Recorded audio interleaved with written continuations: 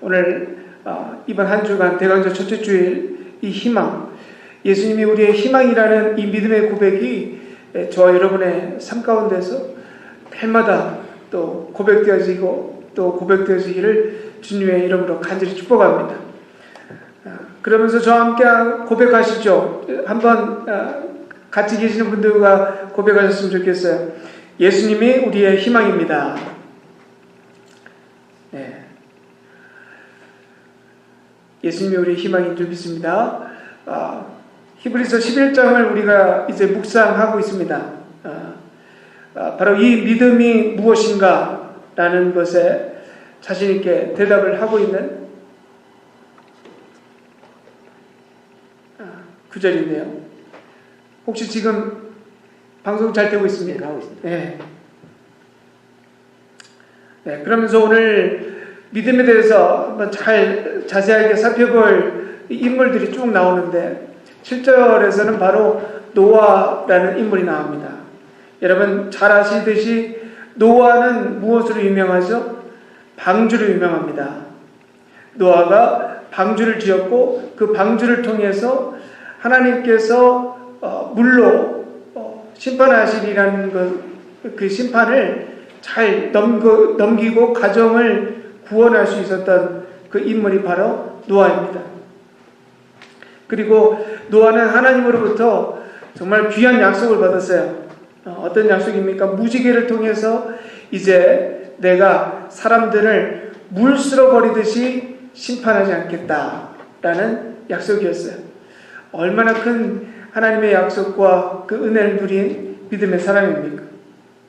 그러면 하나님의 구원이 완성될 수 있었던 그 노아의 믿음은 바로 무엇이라고 오늘 본문 구절에서 말하고 있을까요? 바로 경외함입니다.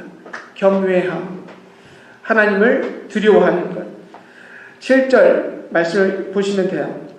믿음으로 노아는 아직 보이지 않는 일에 경고하심을 받아 경외함으로 방주를 준비하여 이렇게 말씀을 하고 있어요. 방주를 준비했던 믿음의 근원이 무엇일까요? 바로 하나님을 두려워했기 때문이에요. 그런데 단순히 하나님을 두려워했다는 것이 아닙니다. 하나님만을 두려워했던 것이 아니에요. 사실 한번 상상을 해보시면 노아가 배를 어디에다 지었을까요? 바다 근처에서 짓지 않았습니다. 산에다 지었어요. 그것을 쫓아갈 수 있는 이유가 바로 하나님께서 지으라고 하는 그 재료의 모든 것이 나무였기 때문에. 바다 근처에 나무가 없잖아요. 뭐 중장비가 있어서 나무를 잘라서 바다 근처로 옮길 수 있는 것도 아니었습니다. 산에 가서 높은 산에 올라가서 나무를 자르고 배를 만들고 있는 겁니다. 여러분 지금에라도 이런 사람이 있다고 한다면 해외 토픽감이죠. 왜 배를 산에다가 만드냐 말입니다. 그런데 노아가 배를 산 위에서 만들 수 있는 그 이유가 무엇이었습니까? 바로 하나님의 그 말씀, 하나님을 두려워했기 때문이에요. 생각을 해보시면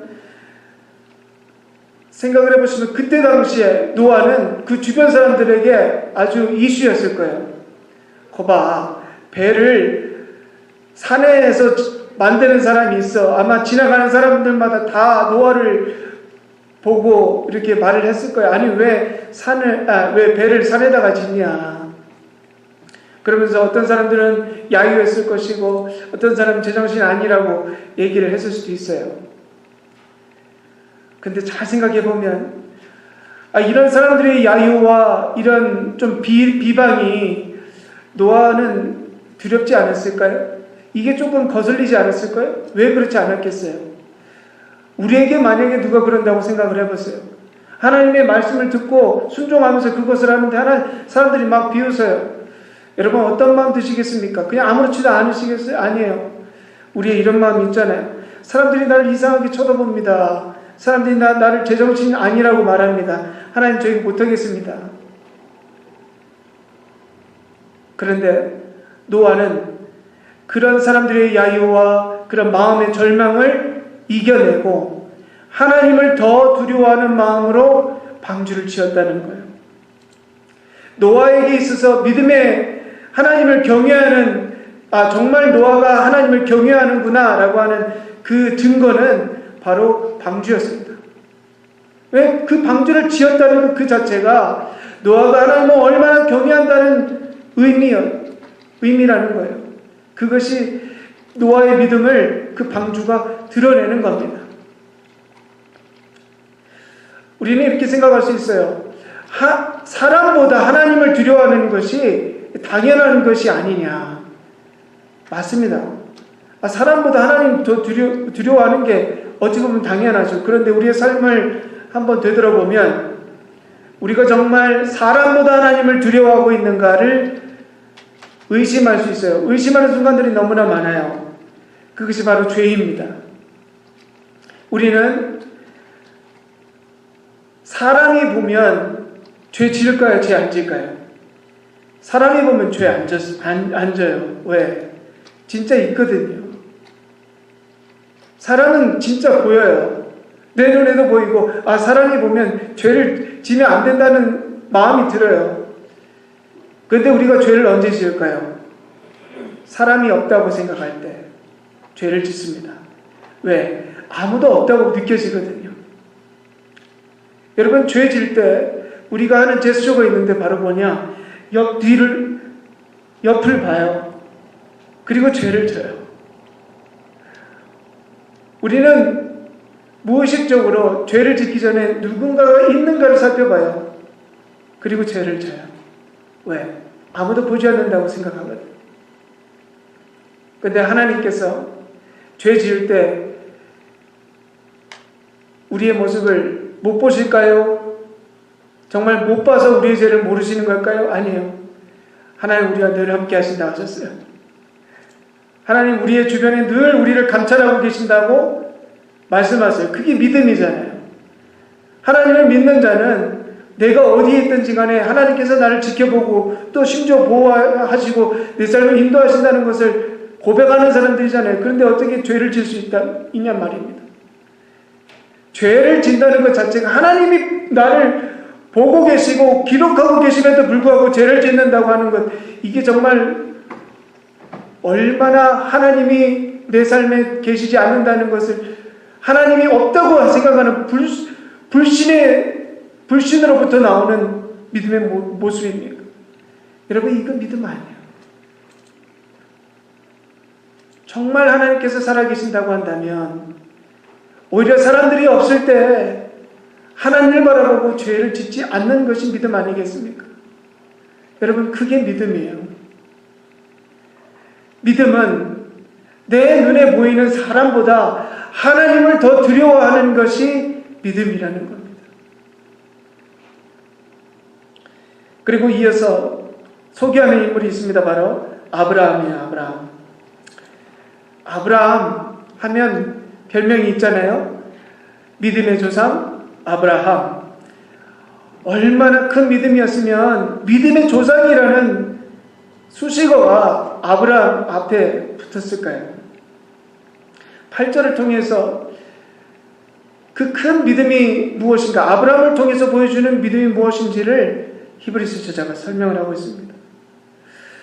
믿음으로 아브라함은 부르심을 받았을 때 순종하여 갈 바를 알지 못하고 나아갔으며, 여기서 아브라함을 통해서 볼 수 있는 믿음이 뭔지 우리가 발견할 수 있어요. 말씀드렸어요. 이미 바로 순종입니다. 순종이 믿음이에요. 그런데 오늘 8절에서 보여주는 순종은 우리가 어디까지 순종을 해야 되는지 그 순종의 깊이를 알려주는 구절입니다. 우리가 어디까지 순종을 해야 될까요? 바로 이 구절입니다. 갈 바를 알지 못하고, 새 번역으로는 이렇게 풀어졌습니다. 어디로 가는지 알지 못하고 나아갔다. 아무것도 모르지만 주신 약속을 의지해서 한 발자국 나아갔다. 이것이 바로 믿음이라는 거예요. 그런데 이 믿음은 참 무모해 보여요. 왜냐하면 목적지가 없어요. 어디로 가라, 저기로 가라가 아니라 그냥 떠나라고 했어요. 하나님께서 그냥 나타나셔가지고 그 본토, 그 고향집을 떠나라. 아브라함이 그때 살고 있던 곳에 아무것도 없었고 그냥 훌훌 털고 떠나기 쉬운 상태였느냐? 그것도 아니에요. 아브라함에게 많은 재산이 있었어요. 자녀들도 있었어요. 그런데 심지어 그럼에도 불구하고 떠나라. 만약 여러분에게 하나님께서 이렇게 말씀하시면 어떻게 하실까요? 지금 네가 살고 있는 땅, 집 다 처분해가지고 그냥 떠나. 그러니까 어디로 가라고 말씀해 주지 않으셨어요. 그런데 그냥 떠나래요. 그냥 너 가고 싶은 대로 가. 내가 어디로 갈지는 알려주지 않을게. 그러나 떠나. 지금 있는 곳에서 떠나. 이러면 여러분 떠나실 수 있겠습니까? 우리는 이렇게 되들지 않을까요? 하나님, 목적지를 알려주시죠. 목적지를. 인도해 주신다면서요. 그래도 어디로 갈지는 알려주셔야 내가 가지 않겠습니까? 이렇게 아마 뻗팅겼을 거예요. 그게 뭡니까? 불순종이죠. 그런데 아브라함의 순종을 통해서 발견할 수 있는 건 그냥 아무것도 모름에도 불구하고 떠났다는 거예요. 어디에서 이 믿음이 나왔을까요? 저는 이렇게 봐요. 바로 하나님께서 아브라함에게 주신 약속이 목적지가 없음에도 불구하고 떠나게 했던 힘의 근원이라는 거예요. 아브라함은 하나님의 약속을 붙잡고 떠나는 겁니다. 떠났던 거예요. 그래서 믿음이 뭔가, 믿음으로 떠나는 그 여정이 뭔가가 우리에게 다시 한번 분명한 메시지로 다가옵니다. 이거예요. 믿음은 목적지를 보고 떠나는 게 아니에요. 믿음은 하나님께서 우리에게 주신 약속을 붙잡고 떠나는 여정이라는 겁니다. 우리가 잘 알듯이 하나님께서 아브라함에게 어디로 가라는 목적지를 주시지 않으셨어요. 그런데 아브라함이 한 걸음 떼서 가는 곳마다 그곳이 어떤 곳이 되었느냐? 하나님께서 약속하신 땅이 되었어요. 아브라함에게 길이 보여서 그 길을 따라서 간 것이 아니라 아브라함이 가는 곳이 길이 되었다는 거예요. 그리고 그것이 하나님께서 약속하신 땅이 되었다. 여러분, 왜 아브라함이 가는 곳마다 그곳이 약속의 땅이 될 수 있었을까요? 하나님께서 아브라함과 함께 하셨거든요. 아브라함과 함께 하신 하나님 때문에 아브라함이 가는 그 곳곳마다 하나님께서 약속하신 사람들이 있었고 그 역사가 있었던 거예요. 약속의 땅은 여기 있다 저기 있다 하는 게 아닙니다. 바로 하나님과 함께 걸어가고 밟는 땅이 바로 하나님께서 우리들에게 약속하신 땅이다. 할렐루야. 우리가 이것을 알아야 돼요. 우리에게 저 먼 곳에 하나님의 약속의 땅이 있는 것이 아닙니다. 오늘 우리에게 주신 메시지를 바라보면 우리가 살고 우리가 함께 있는 모든 것이 하나님과 약속한 땅이 될 수 있다는 거예요. 무엇을 하면? 우리가 하나님과 동행하기를 원한다면, 우리가 어디 있든지 간에 그곳에서 하나님을 예배하고 찬양한다면 그곳이 바로 하나님께서 약속하신, 하나님께서 예비하신 땅이 된다. 할렐루야. 그러면 지금 여러분의 가정이 바로 하나님께서 약속하신 땅이에요. 하나님께서 약속하신 가정이라는 거예요. 그리고 여러분께서 속하신 모든 곳, 일터, 회사, 그리고 우리 속한 공동체, 여러분이 몸을 담고 있는 그 모든 것이 하나님께서 약속하신 공동체, 그리고 사업체, 회사가 되는 것이고요. 여러분의 인생 삶 자체가 하나님께서 약속하신 인생이라는 겁니다. 하나님께서 우리와 함께 하시고 우리가 하나님과 함께 가는 그 간절한 믿음만 있다면 우리의 삶 자체가 하나님께서 주신 약속의 삶이 된다. 믿음은 이것을 깨닫게 하는 겁니다.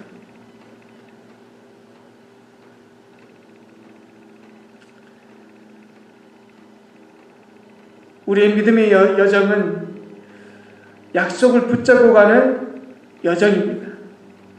하나님께서 늘 함께 하신다. 이것을 분명하게 기억하시기 바랍니다. 그리고 이어지는 말씀 9절에서는요. 우리가 정말 잘 믿는다면 우리의 삶의 방향이 어디로 향하는지를 분명하게 말씀하고 계십니다. 9절 믿음으로 그가 이방의 땅에 있는 것 같이 약속의 땅에 거류하여 아멘. 여러분, 만약에 하나님께서 주신 약속의 땅이 우리의 삶이라고 생각한다면 여러분, 이 약속의 땅에서 언제까지 살고 싶으십니까? 아마 끝까지 살고 싶을 거예요. 그렇죠? 네? 왜? 하나님께서 우리에게 약속하신 땅이니까. 만약에 여러분이 계신 그곳이 하나님께서 약속하신 땅이에요. 그러면은 평생 아마 거기서 살고 싶을 거예요. 죽을 때까지 살고 싶겠죠. 그런데 9절에서요. 믿음의 사람들은 하나님의 약속의 땅에서 어떻게 살고 있었는지를, 어떻게 살았는지를 말씀을 하고 있습니다. 그것이 뭐냐? 약속의 땅에서 이방의 땅에 있는 것 같이 살았다고 말씀하는 거예요.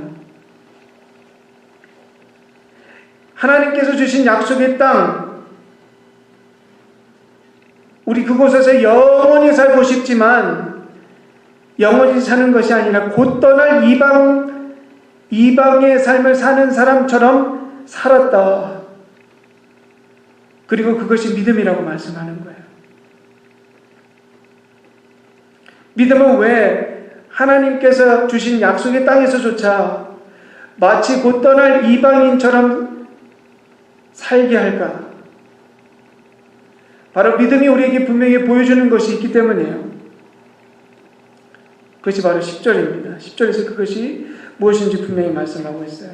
이는 그가 하나님이 계획하시고 지으실 터가 있는 성을 받았습니다. 아멘. 믿음은 바로 하나님께서 계획하시고 지으실 터가 있는 성을 바라게 하기 때문이에요. 하나님의 성이 뭡니까? 바로 하나님의 나라.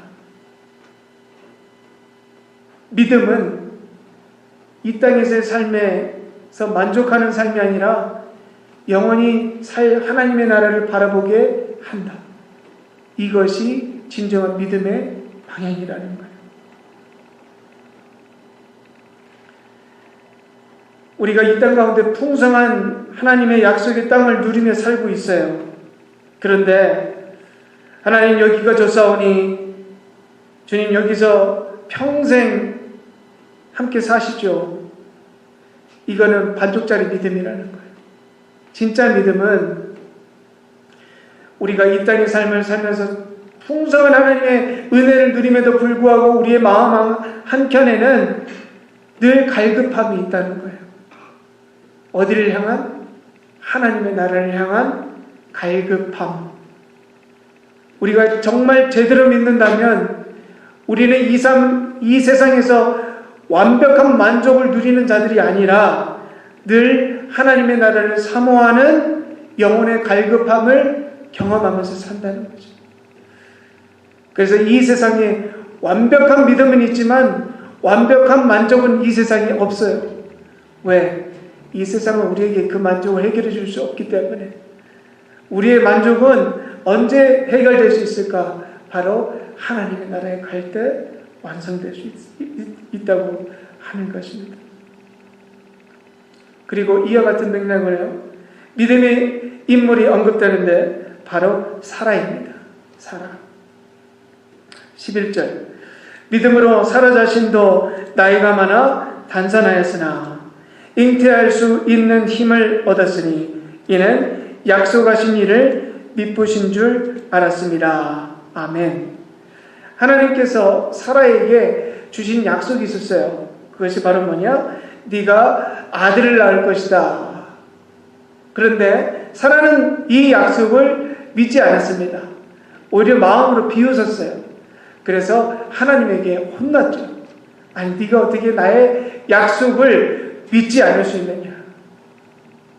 그런데 사라가 시간이 흘러간 후에 알았어요. 아, 하나님께서 정말 약속하신 것을 지키시는 분이시구나. 하나님의 약속은 내 조건과 내 능력이 달려있는 것이 아니구나. 하나님의 약속은 하나님의 약속 그것 자체이구나 라고 하는 것을 깨달았어요. 왜? 사라 자신도 그것을 알았거든요. 내가 이제 생명을 일태할 수 없는 조건이 다 끊겼어요. 생명이 내가 끊겼다고 생각했어요. 그런데 하나님께서 낳게 하셨고, 그리고 수많은 믿음의 자손들이 그 이삭을 통해서 나오게 하신 것을 바라보았습니다. 사라를 통해서 우리가 알 수 있는 분명한 메시지는 이것입니다. 믿음은 죽은 곳에서도 생명을 일으키는 불가능을 가능으로 만드는 힘과 능력이다. 그런데 히브리서의 저자가 더 나아가 믿음의 선조들이 하나님의 기쁨이 될 수 있었던 이유가 무엇인지를 말씀하고 있어요. 사실 이것이 더 중요한 메시지입니다. 그것이 뭐냐면요, 우리 믿음의 조상들이 누렸던 은혜가 중요한 것이 아니다. 히브리서의 저자가 진짜 이 말씀을 듣고 있는 유대 그리스도인들에게 전하고 싶은 메시지는 이거예요. 믿음으로 받은 은혜가 아니라 믿음으로 그들이 이 땅에서 살았던 그 믿음의 모습 그 자체이다. 그것이 뭐냐면요, 믿음으로 그들이 살기도 하고 믿음으로 그들이 죽기도 했다는 거예요. 믿음으로 하나님의 약속을 받기도 했지만 그 반대로 믿음으로 하나님의 약속을 받지 못하기도 했다. 13절 한번 보세요. 이 사람들은, 우리 믿음의 선조들은 다 믿음을 따라 죽었으며 믿음을 따라 죽었다. 그리고 약속을 받지 못하였으되. 여기서 믿음을 따라 죽었다. 그리고 믿음을 따라 약속도 받지 못했다. 믿음은 사는 것만 믿음이 아니다. 죽는 것도 믿음이다. 믿음으로 죽는 것도 믿음을 따라 죽는 거다. 믿음을 따라 약속을 무조건 받는 것이 아니다. 믿음으로 하나님께서 주신 약속을 받지 못할 수도 있다. 지금 어려움과 고통과 핍박을 당하는 유대 그리스도인들에게 이 말씀이 얼마나 은혜가 됐을까요? 이거예요. 우리가 믿음으로 무조건 사는 것이 아니구나. 우리가 믿음으로 심지어 죽을 수도 있구나. 우리가 믿음으로 약속을 무조건 받고 이루는 것이 아니구나. 믿음으로 약속을 받지 못할 수도 있구나. 그러면서 살고 죽고 약속을 받고 못 받고가 중요한 것이 아니라 더 중요한 것이 무엇인가? 13절 후반에서 이렇게 말씀합니다. 이 사람들은 땅에서는 외국인과 나그네임을 증언하였으니 그들이 이같이 말하는 것은 자기들이 본영 찾는 자임을 나타냅니다. 아멘. 우리 믿음의 조상들이 그 큰 은혜와 사랑, 풍성한 은혜를 이 땅에서 누렸지만 이 땅에서 만족하고 머무른 것이 아니라 끊임없이 본향을 그리웠던 사람들입니다.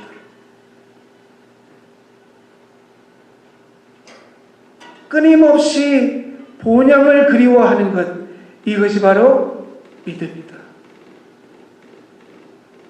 이것이 진짜 은혜다. 진짜 믿음은 우리를 이 은혜로 이끈다는 것. 그러면서 16절에서 그 본향이 무엇인지 분명하게 말씀하고 있습니다. 그들이 이제 더 나은 본향을 사모하니 곧 하늘에 있는 것이라. 아멘. 하늘에 있는 본향 무엇입니까? 하나님의 나라잖아요. 이 땅이 우리가 사는 곳이 아니에요. 이 땅은 그저 잠시 스쳐가는 곳이다.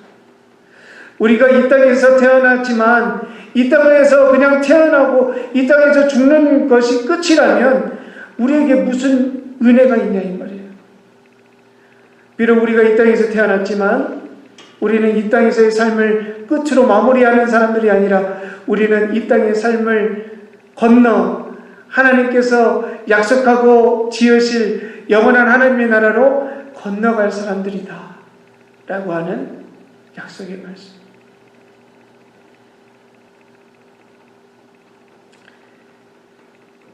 핍박을 당하고 있는 유대 그리스도인들에게 이 메시지를 다시 한번 기억시키는 겁니다. 우리가 이 땅에서의 삶이 끝이 아니다. 우리 믿음은 이 땅에 미련을 두는 것이 아니라 본향을 끝까지 사모하는 그 믿음으로 살아가는 것이다. 그러면서 믿음 버리지 않게 독려하고 있는 말씀. 지금 우리들에게도 동일하게 주시는 말씀이에요. 메시지입니다. 여러분, 우리가 예수를 믿으면서도 이 땅의 것, 육신을 위해서 아등바등 거리는 것, 여러분 진짜 믿음의 은혜를 누리지 못하는 겁니다. 우리가 이 땅에서 풍성한 하나님의 은혜를 누리는 것도 물론 중요합니다. 그러나 그것보다 더 중요한 것, 진짜 믿음은 우리가 이 세상에 부와 은혜를, 풍성한 은혜를 누려도 늘 가슴 한켠에 하나님의 나라의 본향을 사모하는 그 마음이 날이 갈수록 더욱더 커져간다는 거예요. 그게 진짜 믿음이다.